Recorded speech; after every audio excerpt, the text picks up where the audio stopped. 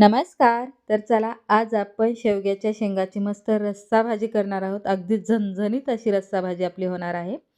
त्यासाठी मी इथे शेवग्याच्या शेंगा बारीक चिरून घेतलेल्या आहेत व स्वच्छ आपण धुवून घ्यायच्या आहेत या शेंगा. यानंतर आपल्याला याला छान असं शिजवून घ्यायचं आहे पहा. तर शिजवताना मी इथे मीठ घालत आहे थोडंसं. यानंतर आपण याला 5 ते 7 मिनिट शिजवून घेणार आहोत. तर आपल्या शेंगा हे छान शिजलेल्या आहेत. यानंतर आपण याच्यासाठी एक वाटण बनवणार आहोत या भाजीसाठी. तर वाटणात मी इथे पहा खोबरं घेत आहे थोडंसं. यानंतर अद्रकीचा एक तुकडा घेत आहे. तर अद्रकीचा तुकडा आपल्याला छान स्वच्छ करून घालायचा आहे यात. यानंतर मी यात कोथिंबीर व थोडासा लसूण घालणार आहे आणि आपण हे वाटण छान मिक्सरमध्ये बारीक वाटून घेऊयात पहा. तर आपलं वाटण तयार आहे. यानंतर आपण गॅसवरती एक कढई ठेवायची आहे. भाजीपुरतं तेल घालायचं आहे.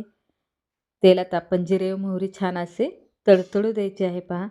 यानंतर आपण जे वाटण वाटलेलं आहे ते यात घालायचं आहे. तर वाटण आपण छान असं परतून घेऊयात. यानंतर मी वाटण परतल्यानंतर लसूण कोथिंबीरची पेस्ट घालणार आहे थोडीशी. तर पहा लसूण कोथिंबीरची पेस्ट देखील आपल्याला छान अशी परतून घ्यायची आहे. आणि आपला हा मसाला परतल्यानंतर आपण यात घरचं काळं तिखट, थोडीशी हळद घालणार आहोत आणि ते देखील आपण छान असं परतून घेणार आहोत पहा.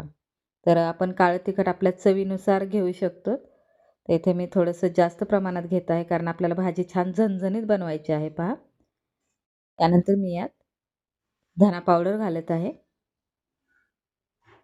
तर मसाला आपला छान असा परतून झाला की आपण यात शेंगदाण्याचं कूट घालणार आहोत. तर मी शेंगदाण्याचं कूट हे थोडं मोठ्या आकाराचं वाटलेलं आहे पहा. तर आपण हे छान असं मिक्स करून घेऊयात. तर पहा आपला हा सर्व मसाला छान असा परतलेला आहे. यानंतर आपण शिजवलेल्या शेंगा आपण यात घालणार आहोत. तर आपण ज्या पाण्यात शिजवलं त्या पाण्यासहित या शेंगा या फोडणीमध्ये घालायच्या आहेत पहा. आपली फोडणी छान बसलेली आहे. तर आपण इथे आणखीन थोडंसं पाणी घालूयात. तर आपण यात सुरुवातीला शेंगा शिजवताना मीठ घातलेलं असल्यामुळे आपल्याला यात मीठ घालायची गरज नाही. आणि आपल्याला 5 ते 7 मिनिट ही भाजी उकळून घ्यायची आहे. बारीक चिरलेली कोथिंबीर घालायची आहे. तर आपली भाजी तयार आहे. कशी वाटली रेसिपी नक्की सांगा. चॅनलला सबस्क्राईब करा. Thank you.